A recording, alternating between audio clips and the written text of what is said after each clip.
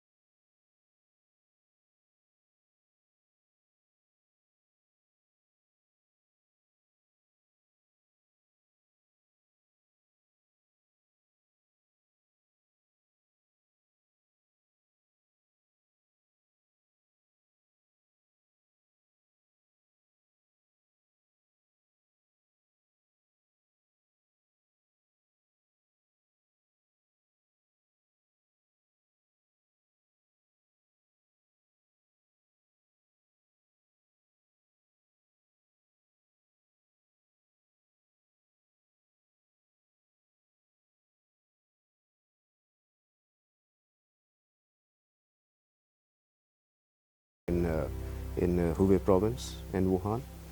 And we were in touch with our students on a daily basis, on a 24/7 basis.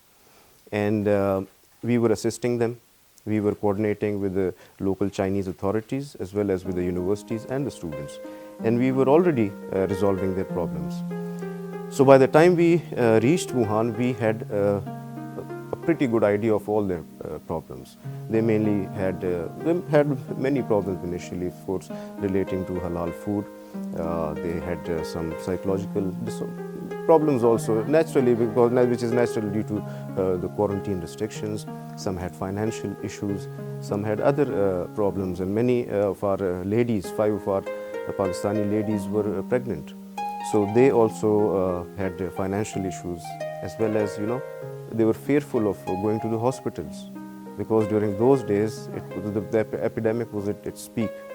So, and then to arrange everything for them.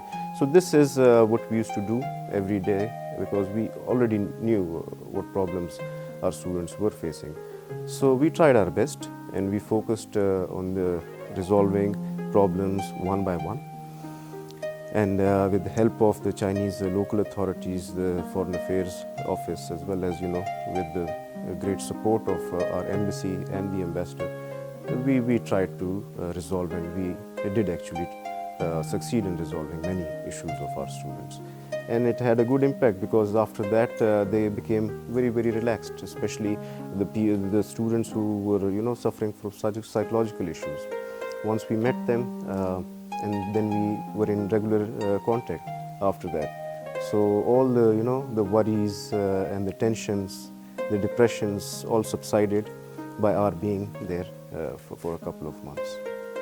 Plus, it was not only, it was not merely a situation room. We also, given the, the quarantine restrictions, access issues in Wuhan, we also used to hold meetings with the Hubei Foreign Affairs Office, the universities, and we used to go to hospitals also. So it was a big mix.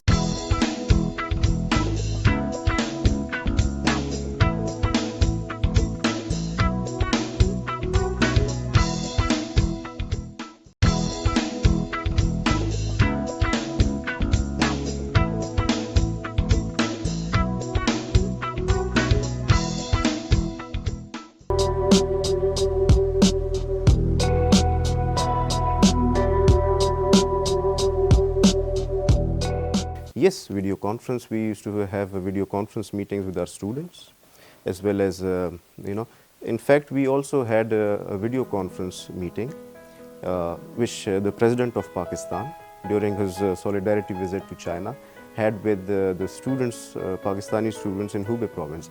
And we had basically arranged it from, our situation room in Wuhan.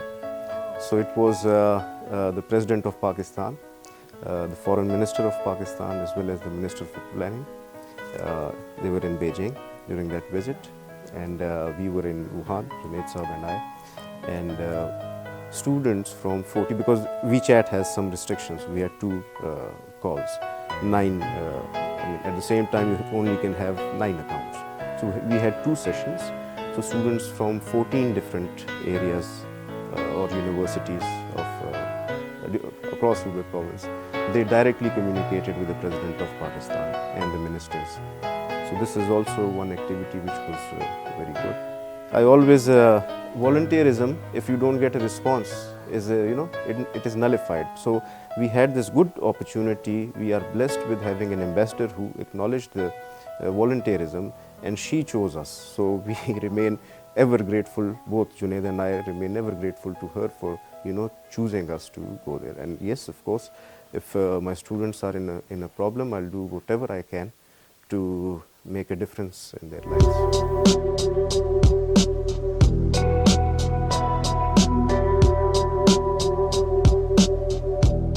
As we entered Wuhan, as Mr. Junaid also told you, it was raining. It was really pouring.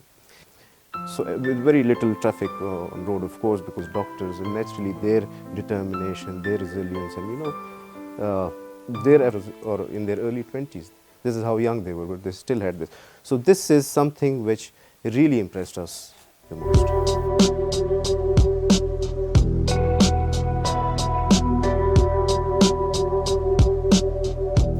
what we would like to convey to our people back home in Pakistan is to exercise all precautions and see what China has done. You know, the disease started from China, and China is the first country to almost have gotten rid of the disease. So they must have done something right. So if we see, China has faced the disease with determination, and it has implemented at least all the basics. For example, the quarantine restrictions they have implemented, the people have listened to the government. So we would also like to convey to our people to observe and adhere to the quarantine restrictions, stay at home, practice social distancing, wear masks, observe good hygiene, wash your hands regularly, and follow everything that the government tells you to do, because this is for your own benefit. This is what I would advise my people back home to do. My family, to my parents, I would say I would just thank them for everything, and for all they've done for me their entire lives, and during my entire life, my siblings, my brother, sister, and their families, I would like, and my extended families, uncles, cousins, aunts, everyone, I would like to thank them all for all their support. Once they knew, they've been supporting me during all my life, but once they knew I was on this mission in Wuhan, they all felt for me and expressed their wishes and prayers, and they've been supporting me all along, and I would just thank them all for this.